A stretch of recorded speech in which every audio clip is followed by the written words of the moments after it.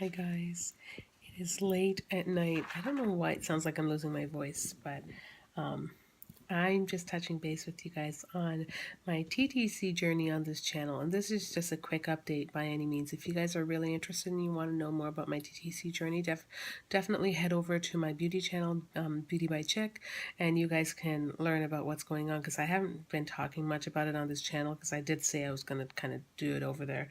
But for those of you who aren't subscribed, I want to keep you up to date as well. So I'm actually sharing something with you guys on here. Something I've talked about on my other channel, but I never really showcased it.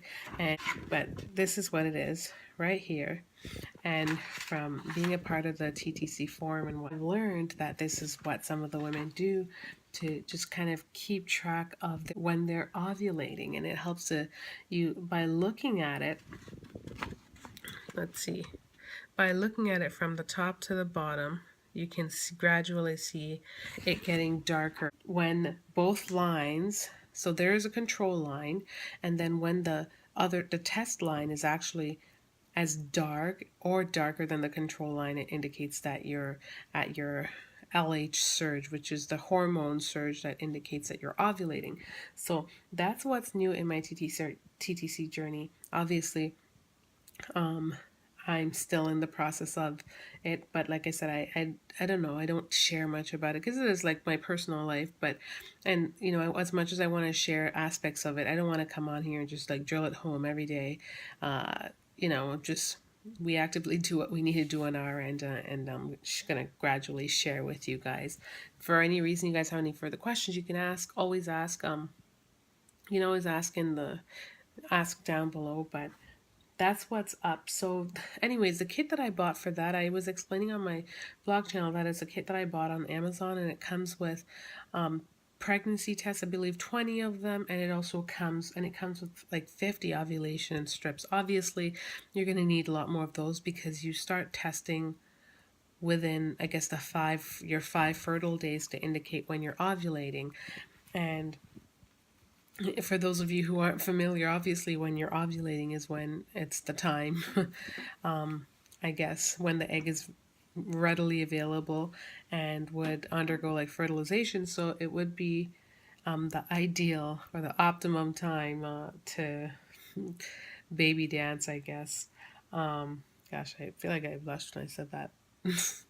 Anyways, but yeah, so understanding how things work and just going with the flow, and just being more aware of when certain things occur in my body. It's good to know because I've never done this before, and in all my other pregnancies it was so different. It was just like, oh, I'm pregnant, boom.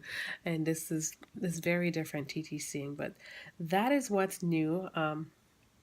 I also just made a video talking about false positives, false negatives, no, false positives. So what that is, I mean, there false positives are, they say there are never any false positives, but there can be faulty tests. And so with that said, the same test within this kit, I used it last month, and it ended up showing that it showed signs of pregnancy, but what it really was a indent line of the pregnancy test. So it indicated that, like, it showed that it was positive, and it did that for 2 days, and then it just disappeared. It showed signs of, it shows positive, like a faint, very, very faint positive, but you can see that it was there. It showed it for 2 days, and then when I tested the next day, it was nothing. So I was from the forum of discussing with the ladies, they were indicating that it could have either been like an indent line, or it could be a chemical pregnancy, which is apparently like a common thing among like most women they don't even know. So if you're not actively like TTCing, and if you're not actively testing and whatnot, you generally would not know. If you testing before or your cycle shows up, that is what will make you more aware of this. But if you are testing after the fact, say you're testing after you feel like you're late or whatever, if there was something that was a little bit off or something that made you feel kind of make you want to question, that could, it could have been the cause of it, possibly. Obviously, I'm not a doctor, but I'm just talking about the fact that chemical pregnancies happen all the time. Apparently, they said over 60% of pregnancies end in chemical pregnancy. Don't quote me on that, but I'm pretty sure that's what I read.